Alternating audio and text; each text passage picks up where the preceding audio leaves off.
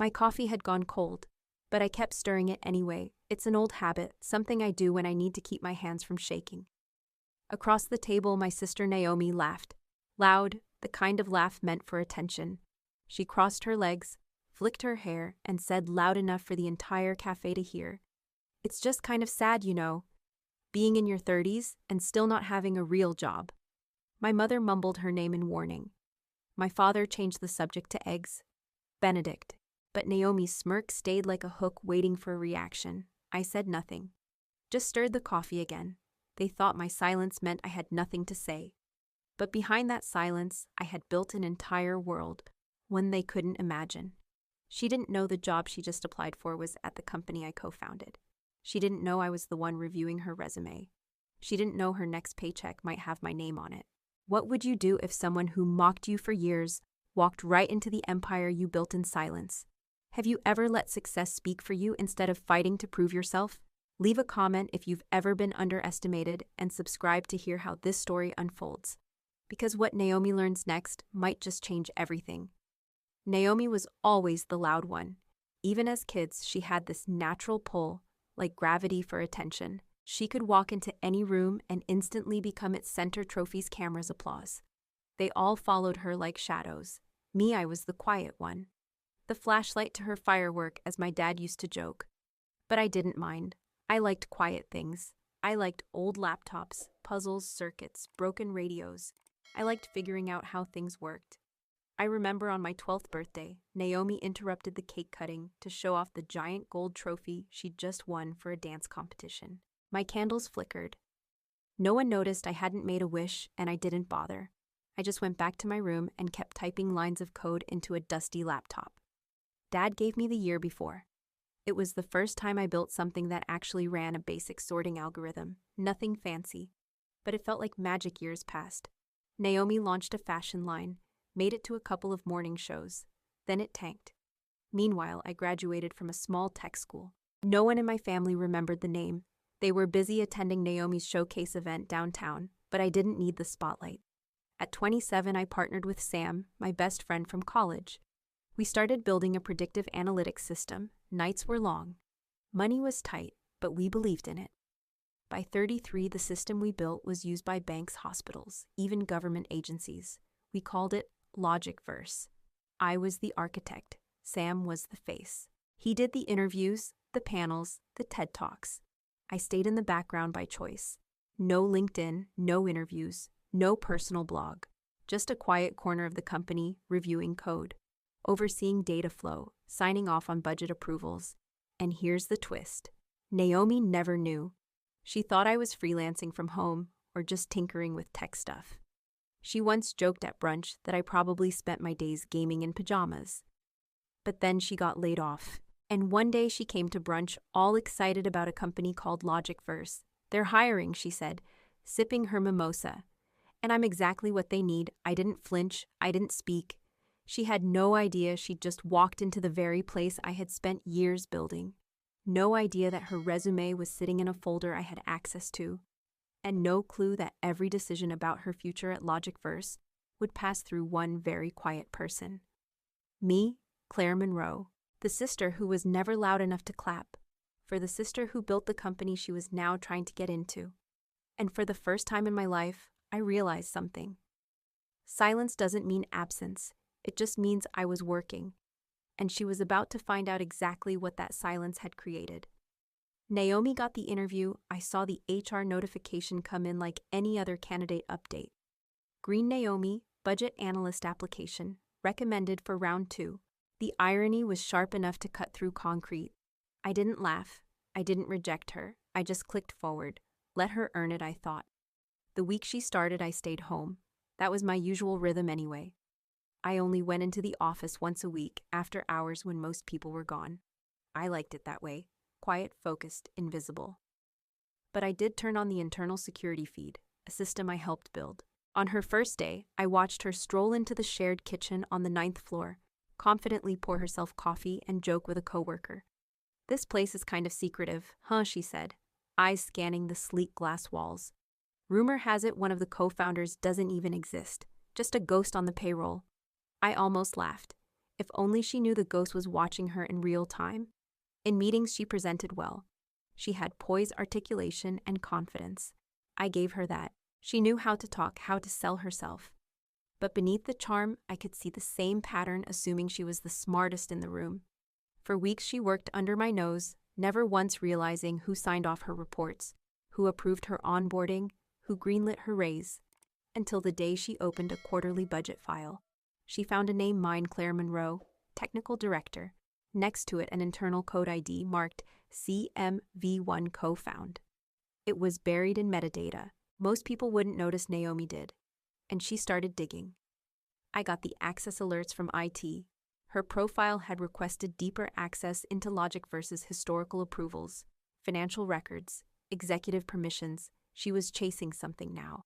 And I knew what. A week later, I overheard her talking in the downstairs cafe. Who is this Claire Monroe, anyway? She asked another analyst. I've never seen her, but her name's on everything important. Kind of shady, right? Shady. That was what she thought of me, the one who built the architecture she now worked on every day. But I didn't get angry, I didn't defend myself, I just watched. She went to accounting, requested full logs on cross-department authorizations. Then came the master document, the original founding file of Logicverse. My name, Sam's name. 50-50 ownership. Her access triggered an internal alert. I watched the timestamp. She opened it, sat with it for 43 minutes. I could imagine her expression, the slow unraveling of a story she thought she knew.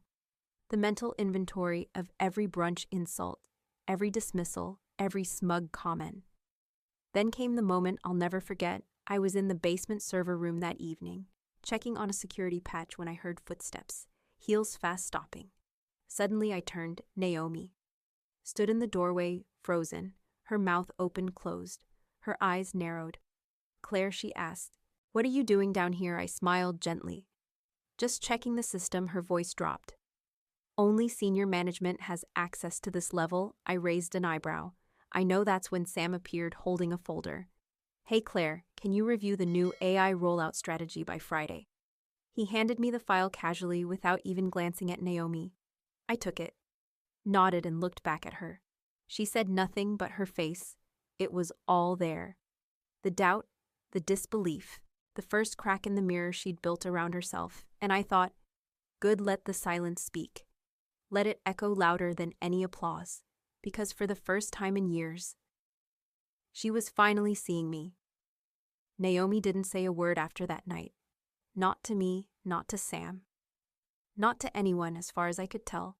But the shift was visible, subtle but unmistakable. She stopped cracking jokes during team meetings.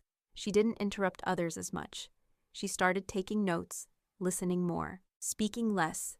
And I knew what was happening. She was rethinking everything. For the first time in her life, Naomi was standing in a room built by someone she once called irrelevant, and she didn't know how to process it. I didn't push, I didn't confront. I gave her space, because some truths don't need to be shouted, they just need to be understood. But something inside me had changed too.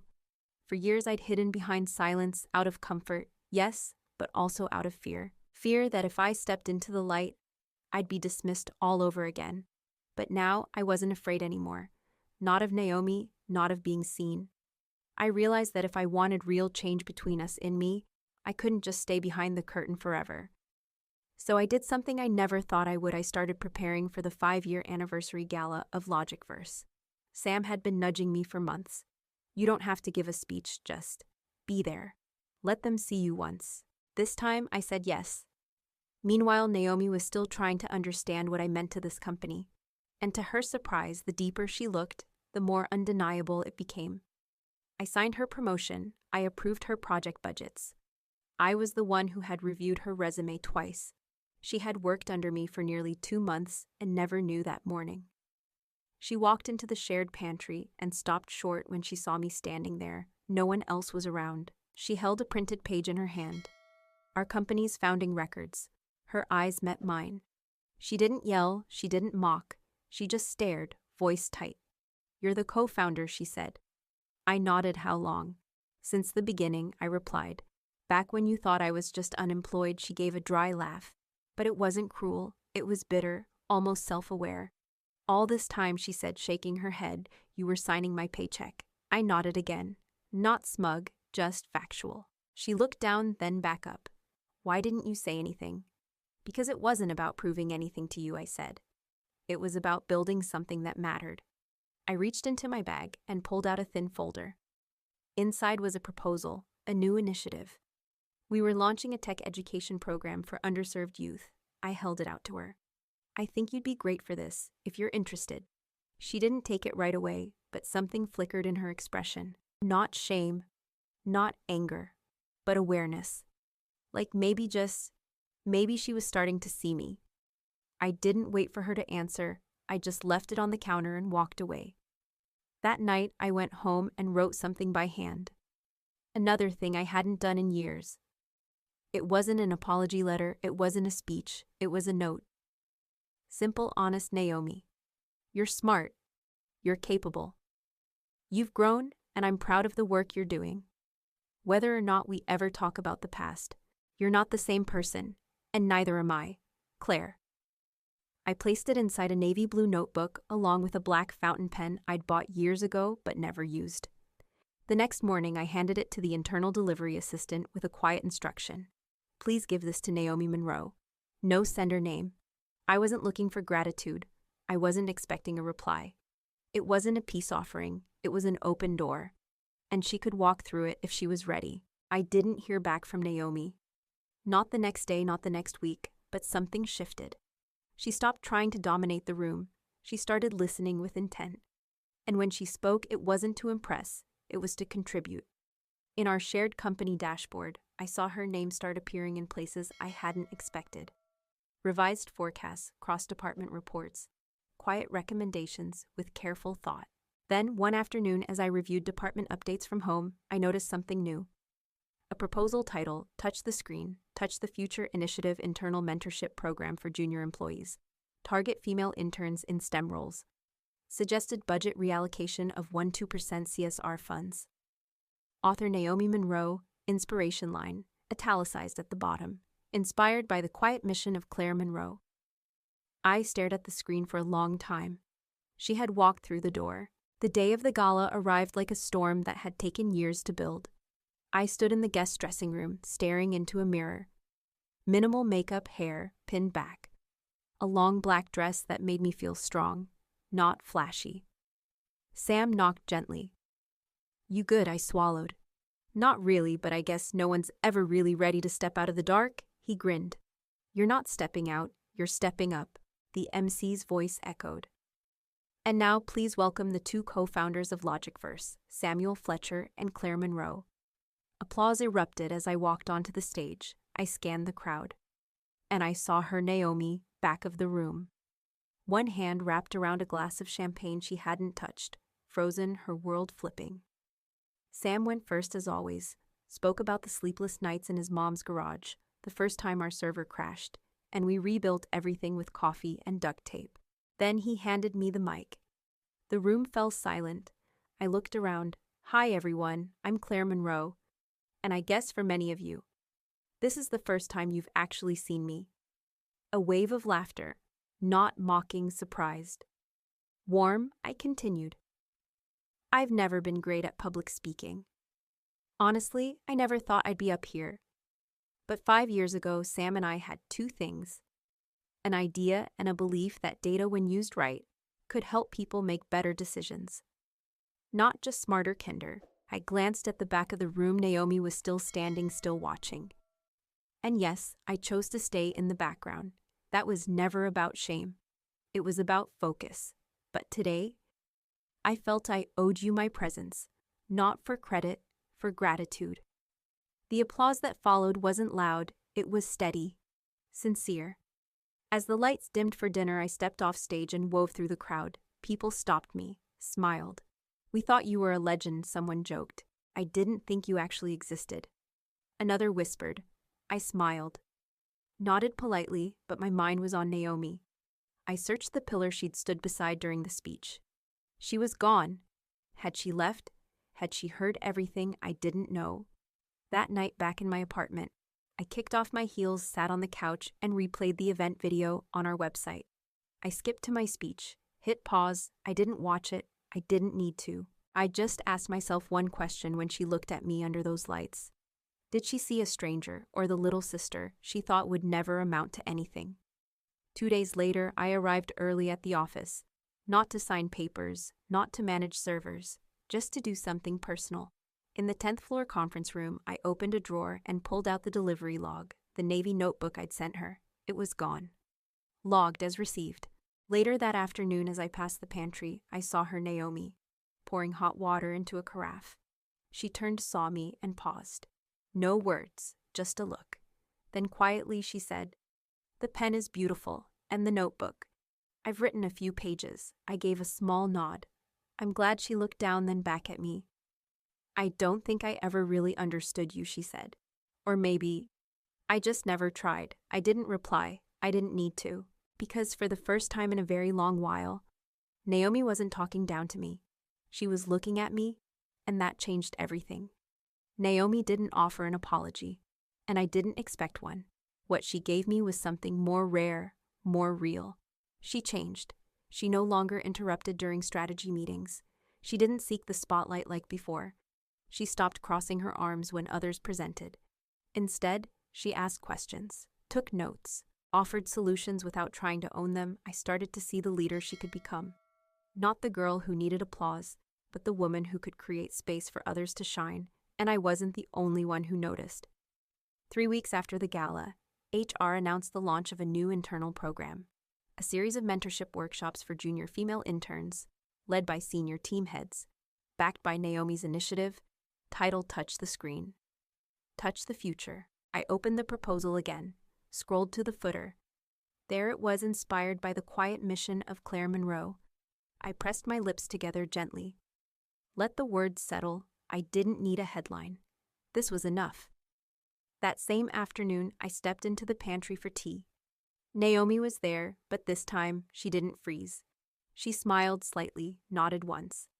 As I passed, she said softly, "You didn't have to give me that opportunity, but you did, and you never rubbed it in my face. You let me rise on my own terms.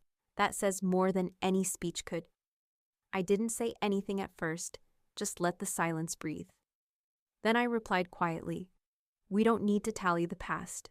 We start from today." She nodded. From that day forward. Naomi wasn't the loudest voice in the room anymore, but her presence grew stronger because it came from purpose, not performance. And I stopped hiding behind the code. I began speaking at technical briefings. I led sessions for visiting students. I showed them that being soft-spoken didn't mean invisible, that building something meaningful didn't require a stage, just intention. One afternoon, I was leaving the office when I saw Naomi standing by the wall of recognition. Her name was listed among the top contributors of the quarter. She turned and looked at me. "Thank you," she said, "for not giving up on me." I smiled. "We're just getting started." And that weekend, we met again at brunch. The same place, same table by the window, the smell of warm waffles in the air. Our parents, Uncle Henry, Aunt Laura, all present, but this time something felt different. Naomi showed up 5 minutes late. No glitter heels, no dramatic entrance. Just a clean white blouse, dark jeans, her hair tied back neatly, no makeup. She sat across from me, no words, just a small nod. I nodded back. As my mom told a story about her flower garden, Uncle Henry turned to me and chuckled. "So, Claire, you still doing that little coding thing from home? Or are you finally out there working a real job?" I didn't have time to answer. Because Naomi set down her coffee, turned to him, and said clearly, "Uncle, Claire is the smartest person I've ever known, and without her, I wouldn't be where I am today." Silence, the good kind. Even Aunt Laura gave a quiet nod, and my mother reached across the table, gently squeezed my hand. I looked at Naomi, and in her gaze, I saw what I had waited years for. Not just respect, but recognition. No drama, no grand gesture. Just a moment of clarity shared between sisters. As we all stood to leave, Naomi stepped beside me, slipped on her jacket, then whispered, barely audible, "You don't have to forgive me, but I'll never be that person again." I looked at her. This time, no bitterness, just truth. And I gave her something I hadn't in a long time. A real smile. "I know," I said. and I never needed you to apologize. We walked out of the cafe together, not hand in hand, not back to how things were, but forward into something new, into something better. That afternoon I went home and made myself a cup of tea. The sun was low over Lake Union, casting gold streaks across the windows. I curled up on the couch, opened my laptop, and checked the usual dashboards. Everything was running smoothly. No red flags, no system errors, just quiet progress. Then a message popped up. It was from Sam. Heard brunch wasn't half bad today. I smirked and typed back, not bad. Let's call it a new beginning. And in that moment, I realized something. Forgiveness doesn't always arrive with an apology. Sometimes it comes in silence, in subtle shifts in effort. Naomi and I would never be picture-perfect sisters. We weren't built that way, but we were no longer standing on opposite sides either. We were two women flawed, different, stubborn, but learning. Learning to grow from misunderstanding, not to escape it, but to reshape it. There's this belief people carry that being seen is proof of worth. That the louder you speak, the more you matter. But I've learned something else. Sometimes it's the quiet ones who build the foundations, who lead without needing recognition, who forgive without asking for anything in return. For years, I thought my silence made me invisible. But the truth is, it made me deliberate. It gave me space to create, to grow, to understand. And when the time came to be seen, I didn't need to shout, because the work spoke for itself. Naomi once told me you didn't have to give me a chance, but you did. And maybe that's the lesson here. Not every act of power needs to be loud. Sometimes true strength is quiet. Measured, patient. Not for revenge, but for peace.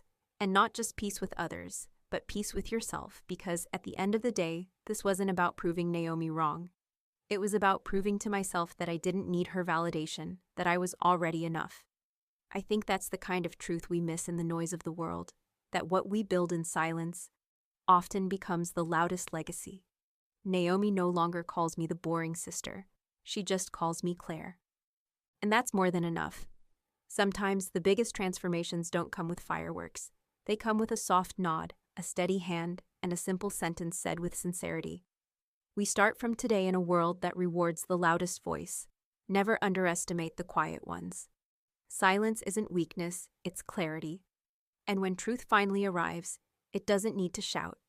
It just needs to stand. Steady, seen enough.